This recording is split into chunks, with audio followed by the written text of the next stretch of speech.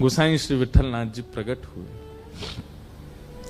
और बचपन से ही ठाकुर जी के प्रति आपका वात्सल्य भाव था। वात्सल्य भाव मतलब लाल, ठाकुर जी को लाला मानते थे अपना। ऐसी सेवा प्रारंभ भई कि एक बार आपने ठाकुर जी को दूध भोग पधराया और जैसे ही दूध भोग पधराया, दूध भोग आते ही ठाकुर जी सबके सामने तो स्वरूप में रहते थे, लेकिन पर्दा लगते ही ठाकुर जी सचल हो जाते थे। सबके सामने ठाकुर जी ऐसे खड़े रहते, लेकिन जैसे ही पर्दा लगता सोई ठाकुर जी चलन लगते, बैठन लगते, उठन लगते और तुरंत चल उठते बैठते नहीं, अपनी सैया से उतर के आते और गोसाई जी की गोद में बैठ जाते और गोसाई जी गोद में बैठ के कहते अब मोए दूध को भोग लगाओ। तो गोसाई जी सोने की सुंदर पात्र से कटोरी में दूध भरते और दूध भर के लाला को देते, लो Lal G P low. Thakur ji फूंक मारते, फिर गोसाई जी फूंक मारते। ठाकुर जी जैसे ही पीते, पी के मुंह बना लियो ठाकुर जी ने। गोसाई जी बोले जय जय कहावे हो? अरे जा में इतनी मिश्री डाल दी है, मेरे सबरे होठ चिपक गए, बहुत मिश्री पड़ गई है, बहुत मीठा है गो है, मेरो मन नहीं कर रहा यार पीवे को। गोसाई जी विठलनाथ जी बोले अच्छा तो आप सेज पे विराजो, मैं अभी आऊं। अब बाहर खड़े दर्शनार्थियों को लगता भीतर भगवान हैं और उनके अर्चक हैं, पर पर्दा लगते ही भीतर तो लाला और मैया जैसी लीला हो गए। ठाकुर जी को फिर उठाते हैं, सेज पर खड़ा करते हैं, ठाकुर जी फिर ऐसे खड़े हो जाते हैं सबके लिए। और जैसे पर्दा खुले ठाकुर जी ऐसे सब कहें जय हो गोवर्धन नाथ की जय हो। अब गोसाई जी दौड़े दौड़े रसोई में जामे, दूसरा दूध तैयार करें और वहां में नेक नेक मिश्री डालें, ज्यादा मीठो नहीं करें।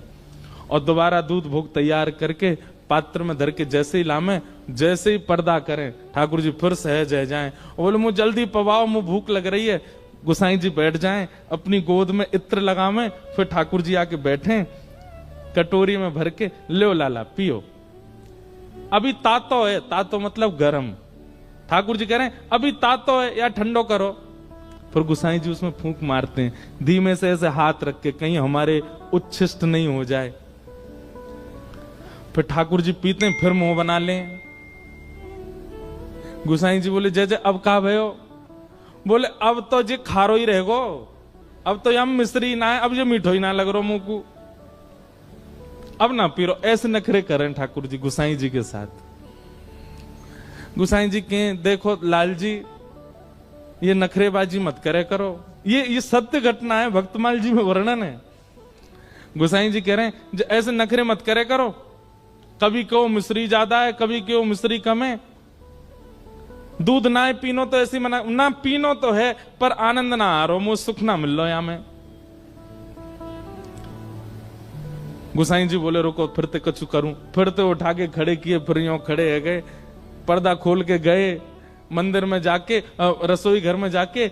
अब तीसरा दूध औटायो, वहां में मिश्री डारी ना, दूध औटा के दूध अलग लाए, मिश्री अलग लाए और ठाकुर जी के सन्मुख पधरा के बोले जे रही मिश्री जे रही दूध, अपने आप मिलाओ, जितनी चाहिए पी लो।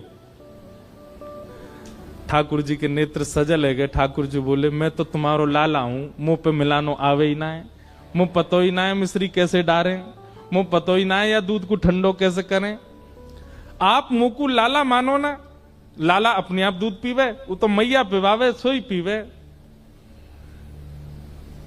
गोसाई जी बोले आज तुम्हारी दूध पीवे की इच्छा ही ना है, सही बात तो जे है, लेकिन लाल जी दूध ना पियोगे तो गाल सबरे पिचक जाएंगे तुम्हारे, पतरे दुबरे है जाओगे, नेक्स्ट तो पेट तुम्हारो बाहर निकल आओ, भीतर चलो जाएगो, एक गदमदरा से तुम्हारे हाथ है गए सबरे सूख जाएंगे, और जैसे ही तुम सूखे सूखे से है जाओगे फिर किशोरी जी आपको रास में ना ले जाया करेंगे। सोई ठाकुर जी ने सबरो दूध लियो और लेके मुंह धर के पी गए।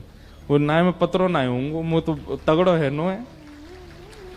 ऐसे श्री गोसाई जी, ठाकुर जी ऐसी लीला करते उनके साथ। और ये लीला होने के बाद गोसाई जी एकांत में बैठ करके नेत्रों से अश्रु प्रवाह करते, मुंह पे कितनी बड़ी कृपा, ये ठाकुर जी मुझसे कितनो प्रेम करें, ये मुंह पे कितनो प्रेम न्योछावर करें। गीता में भगवान कहते हैं ये यथामाम प्रपद्यन्ते, जो मुझे जैसे भजेगा मैं उसको वैसे ही प्राप्त होता हूं। गुसाई जी लाला मानते थे तो ठाकुर जी लेश मात्र भी प्रकट नहीं होने देते थे कि वे परमात्मा है, वे लाला ही रहते थे। ऐसे गुसाई श्री विठलनाथ जी।